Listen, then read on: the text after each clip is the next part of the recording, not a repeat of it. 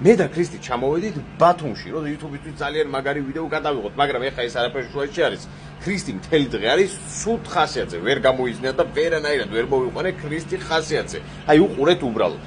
ქრისტი, მითხარი, რატო, ანუ ამოიხედე კამერაში, რატო ხარ ცუდ ხასიათზე, უბრალოდ ამიხსენი. იმიტომ.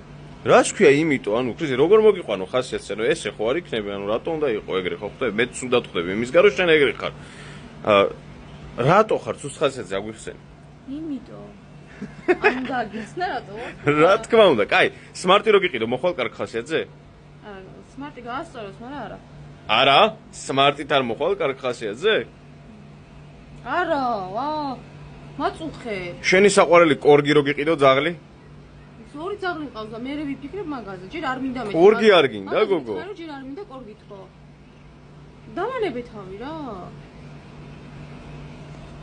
აი, მოკლედ, როგორც ხედავთ ხალხო, ქრისტი ძალიან ცუდ ხასიათზე არის, ამიტომ ეხლა წავიდეთ და ვცადოთ ქრისტის ხასიათის გამოსწორება. ქრისტი, აბა როგორ ხასიათზე ხარ? მე რა ხასიათზე? ანუ ცუდ ხასიათზე რატო იყავ? როდის იყავ? რას ქვია, როდის იყავ? ქრისტი, ცოტა ხნეზე. ანუ აღარ ხარ ცუდ ხასიათზე? ანუ შენი კარგი ხასიათი კუჭეზე გადის? საიდან ვაფშე უყურები? საიდან? აი აქედან ვამბობ, ქრისტი, აი ამის გამო ვამბობ, რომ შენი ცუდი ხასიათი გადის კუჭეზე. აჰა, საიდან. მაი როდის, არა, არ მომხდარა ეგეთ რაღაცა.